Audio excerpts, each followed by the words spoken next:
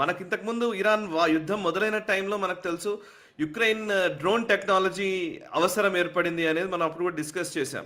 Ukraine రష్యాని ఎలాగైతే ఇప్పుడు చాలా వరకు నిలువరించగలుగుతోంది అని.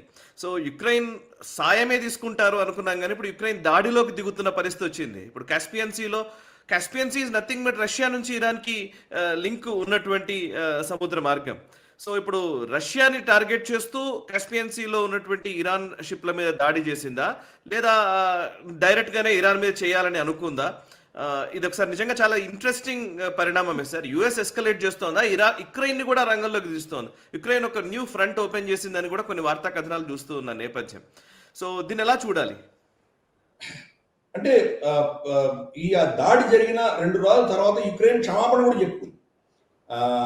అంటే దీని వెనకాల బహుశా మనం అర్థం చేసుకోగలిగింది ఏంటంటే, అమెరికా ఈ దాడి చేయమని యుక్రెయిన్ చెప్పినట్టు మనకు తెలుస్తుంది. ఎందుకంటే ఇవి యుక్రెయిన్కి ఎటువంటి థ్రెట్ కాదు, ఎందుకంటే వీళ్ళిద్దరి మధ్యలో జరుగుతున్నటువంటి లావాదేవీ. Of course Ukraine narrative first లో ఏంటంటే, ఇది ఇరాన్ నుంచి రష్యాకు పెడుతున్నటువంటి ఈ షహీద్ డ్రోన్స్ ఏవైతే ఉన్నాయో దాన్ని మేము అటాక్ చేశాము అన్నట్లు వాళ్ళ ఫస్ట్ నెరేటివ్ అక్కడి నుంచి వచ్చింది మనకి. కానీ తర్వాత తెలిసింది ఏంటంటే, రష్యా నుంచి ఇరాన్ పెడుతున్నటువంటి షిప్ మీద దాడి జరిగింది కాబట్టి వాళ్ళది అది నెరేటివ్ కరెక్ట్ కాదని తెలిసింది మనకి. సో దాంతో ఇప్పుడు ఈ 2 యుద్ధం థియేటర్స్ కూడా కలిసిపోయేటువంటి ప్రమాదం ఉంది. ఇరాన్లో ఉన్నటువంటి సీనియర్ అధికారులందరూ కూడా ఆల్రెడీ మేమ్స్ రిలీజ్ చేశారు. వాళ్ళ యొక్క మిజైల్స్ ఎంత దూరంగా వెళ్ళగలవు అని చూపించారు. యుక్రెయిన్ దక్షిణ భాగంలో వాళ్ళు ఎక్కడైనా కొట్టచ్చు. ఇన్ఫాక్ట్ కీవ్ దాకా కూడా కొట్టగలిగినటువంటి కెపాసిటీ ఉంది. బహుశా వాళ్ళ దగ్గర ఎయిర్ డిఫెన్సెస్ ఉంటే దాన్ని షూట్ డౌన్ చేయొచ్చేమో. కానీ దక్షిణ యుక్రెయిన్, జపోరోజియా లాంటి ప్రాంతాలు, ఒడిశా లాంటి ప్రాంతాలు, ఇక్కడంతా కూడాను మేజర్ గా దాడులు జరిగేటువంటి కెపాసిటీ, అక్కడ కొట్టగలిగిన కెపాసిటీ మాకు ఉంది అని ఇరాన్ చెప్తుంది. ఇప్పుడు కనుక అది థియేటర్ కూడా కలిసిపోయిందంటే ఇంకేమవుతుంది పరిస్థితి? ఇలా ఉండగా మనకు G7 సమ్మిట్ లో డొనాల్డ్ ట్రంప్ మనకు ప్యాట్రియట్ మిసైల్స్ ఇవన్నీ కూడాను మనకు తయారు చేసుకోవడానికి మేము లైసెన్స్ ఇస్తాము వాళ్ళకి అని చెప్పాడు కదా. యుక్రెయిన్ జెలెన్స్కీ పక్కన కూర్చొని ఉండగా చెప్పాడు. ఇప్పుడు ఏమంటాడు, యాజ్ యూజువల్ టాకో, దాన్ని మళ్ళీ ట్రంప్ చికెన్ సౌట్ అగైన్ మళ్ళీ ఆయన వెనక్కి తిరిగేసి ఏమన్నాడంటే, ఇవి మా అద్భుతమైనటువంటి మా సీక్రెట్స్, ఇవి మేము ఎందుకు ఇస్తాం ఇంకో దేశానికి, మేము లైసెన్స్ ఇవ్వము అంటున్నాడు. సో అందుకని అందరూ కూడా ఇప్పుడు ఏంటంటే వాళ్ళ ఇన్సూరెన్స్ అంటారు. ప్రతి దేశం కూడా డొనాల్డ్ ట్రంప్ ఇన్సూరెన్స్ తీసుకుంటున్నారు. డొనాల్డ్ ట్రంప్ నుంచి ఇన్సూరెన్స్ కావాలి. ఇది అక్కడ జరుగుతున్న విషయం. యుక్రెయిన్ యుక్రెయిన్ ఏంటి, ఏదో విధంగా ఈ థియేటర్లో దిగితే కనుక యుక్రెయిన్ ప్రొటెక్ట్ చేయడానికి మళ్ళీ అమెరికా కూడా దిగాల్సి వస్తుంది. అందుకని వాళ్ళు చేశారా ఇవన్నీ కూడా ఏంటంటే చాలా విడ్డూరంగా జరుగుతున్నటువంటి యుద్ధాలు ఇవన్నీ. సో ఎనీవే చూద్దాం రాబోయే రోజుల్లో ఇది మరి డొనాల్డ్ ట్రంప్ ఆ టఫ్ డెసిషన్ తీసుకుంటాడా. ఆ డెసిషన్ తీసుకొని మేజర్ గా కనుక వీళ్ళ అసెట్స్ మీద దాడులు చేస్తే, అంటే వీళ్ళ ఆయిల్ ఇన్ఫ్రాస్ట్రక్చర్ కర్గ్ ఐలాండ్ లో వీళ్ళ ఆయిల్ ప్రొడక్షన్ సెంటర్స్ కానీ, లేదా దానికి అతీతంగా ఉన్నటువంటి వాళ్ళ డిసాలినేషన్ ప్లాంట్స్ కానీ, వాళ్ళ పవర్ ప్లాంట్స్ కానీ, లేదా వాళ్ళ బ్రిడ్జ్లు కానీ, వాళ్ళ ఇన్ఫ్రాస్ట్రక్చర్ మీద దాడులు చేస్తే ఏమవుతుంది? ఒక కొత్త వింత వార్త మనకు వచ్చింది. ఇరాక్ నుంచి హైమార్స్ అంటే అది మన బోఫోర్స్ గన్స్ లాంటివి, చాలా పవర్ఫుల్ ఫీల్డ్ గన్స్. హైమార్స్ గన్స్ వాడి అబదాన్ మీద దాడులు జరిగినాయని తెలుస్తుంది. అబదాన్ అన్నది మన ఇరాన్ భౌగోళికంగా అర్థం చేసుకుంటే మనకు జాగ్రెబ్ మౌంటైన్స్ ఉంటాయి, పర్షియన్ గల్ఫ్ ఉంటుంది, తర్వాత జాగ్రెబ్ మౌంటైన్స్ ఉంటుంది. జాగ్రెబ్ మౌంటైన్స్ ఈవెన్ వైపు మీకు టెహరాను, ఎస్ఫహాను ఇవన్నీ కూడా ఉంటాయి.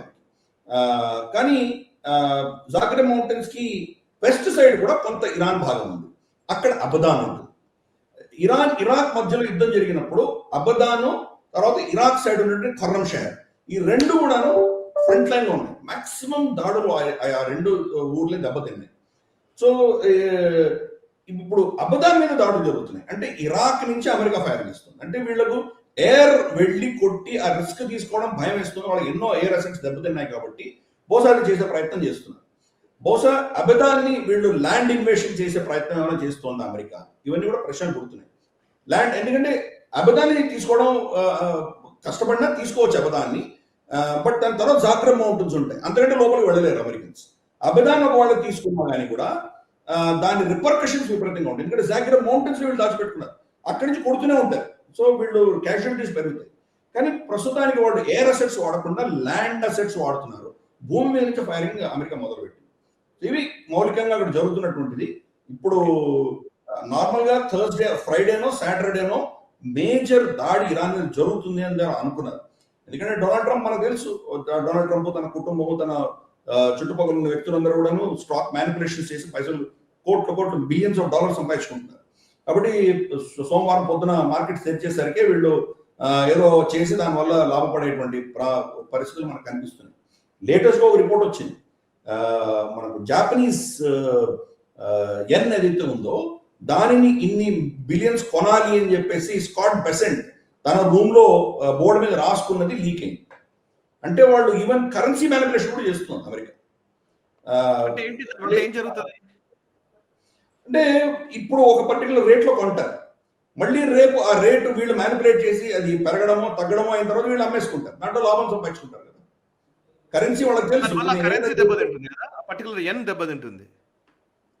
దెబ్బతింటుందో దాన్ని పెంచి వాళ్ళు తీసుకుంటారు. ఏ మ్యానిపులేషన్ రెండు సైడ్స్ జరగచ్చు. ఇప్పుడు వాడు ఊరట కలిగించి వాడిని కొన్న తర్వాత అది స్టెబిలైజ్ అయిన తర్వాత మేజర్ వాళ్ళకి ఏదో షాక్ రావడమో ఇంకేదైనా వస్తే కనుక వాళ్ళ మీద ఆక్షేపించిన ఏదో ఒకటి చేస్తే కనుక బహుశా అది పైకి పెడుతుందా కింది పెడుతుందా. మ్యానిపులేషన్ రెండు సైడ్లు చేయొచ్చు. కానీ ఏ రేట్లో కొంటున్నారు, ఏ రేట్లో కొని ఏ రేట్లో అమ్మదలుచుకున్నారో ఇవన్నీ కూడా మనకు తెలియదు. బట్ ఇది చెయ్యాలి, జాపనీస్ ఎన్ని మనం కొనుక్కోవాలి అన్నటువంటి మెసేజ్ మాత్రం బయటకు వచ్చింది. సో రెండు విధాలు కూడా మ్యానిపులేషన్ చేయొచ్చు. కరెన్సీ మనం కొనుక్కోవచ్చు. ఇప్పుడు 95 రూపాయలకి నేను డాలర్ ఉంది అని కొనుక్కుంటాను. నేను రేపటి రోజు యుద్ధం నేను కొట్టానంటే కనుక ఏమవుతుంది, సరిగ్గా 100 రూపాయలు పడిపోతుంది. ఎందుకంటే డాలర్ డిమాండ్ పెరుగుతుంది కదా. సో దాంట్లో మ్యానిపులేషన్ చేసుకోవచ్చు. అలాగే నేను 100 రూపాయలు కొనుక్కుంటాను, 100 రూపాయలకు అమ్ముతాను, 95 రూపాయలకు కొంటాను. ఇటువంటి మ్యానిపులేషన్స్ అన్ని కూడా చేయొచ్చు, కరెన్సీ మ్యానిపులేషన్స్ చేయొచ్చు. అది ఈరోజు అమెరికా డొనాల్డ్ ట్రంప్ చుట్టుపక్కల ఉన్న వ్యక్తులు చేస్తున్నట్టు మనకు తెలుస్తుంది. కాబట్టి ఆ దృష్ట్యా మరి ఈ థియేటర్ ఏ దిశగా వెళ్తుందని చెప్పడం చాలా కష్టం. తను రిస్క్ తీసుకొని కనుక ఇవి కొట్టాడంటే రేపు వాళ్ళ దగ్గర ఎయిర్ అసెట్స్ సరిగా లేక, ఎందుకంటే ఇప్పుడు రీఫ్యూలింగ్ చాలా దూరం నుంచి చేస్తున్నారు, దగ్గరకు వస్తే అవన్నీ ఇరాన్ కొట్టగలుగుతుంది వాడు. కాబట్టి ఇరాన్ చుట్టుపక్కల అమెరికా రావట్లేదు, ఇక్కడి నుంచో దూరం నుంచి మిడేర్ 2 సార్లు రీఫ్యూల్ చేసుకొని వచ్చి కొట్టాల్సి వస్తుంది వాడు. మరి అంత కాస్ట్లీ ఆపరేషన్స్ ఎంతవరకు కూడా సాగించదు. ఇది క్యాట్ అండ్ మౌస్ గేమ్, ఇది ఒక అట్రిషన్, గేమ్ ఆఫ్ అట్రిషన్ అంటారు కదా ఇంగ్లీష్లో. ఎవరు అలసిపోతారో ముందర వాళ్ళు ఓడిపోతారు. కాబట్టి ఆ దృష్టి జరుగుతుంది. మరి డొనాల్డ్ ట్రంప్ రిస్క్ తీసుకొని ఆ లెవెల్కి వెళ్ళి కొట్టడం మొదలు పెడతాడా, లేకపోతే ఇంకా నాకు చాలా నేను అలసిపోయానని చెప్పేసి వదిలేసి మనకు క్యూబాను, పనామాను, గ్రీన్లాండ్ మీద పడతాడా మనకు తెలియదు. సో అందుకని ఇది మొత్తం టోటల్ గా ఆయన చేతిలో ఉంది. Will have to watch. But కొత్త మలుపులు మాత్రం వస్తున్నాయి. ఈ కొత్త మలుపుల వల్ల మనకు పాసిబిలిటీస్ విపరీతంగా మారుతున్నాయి.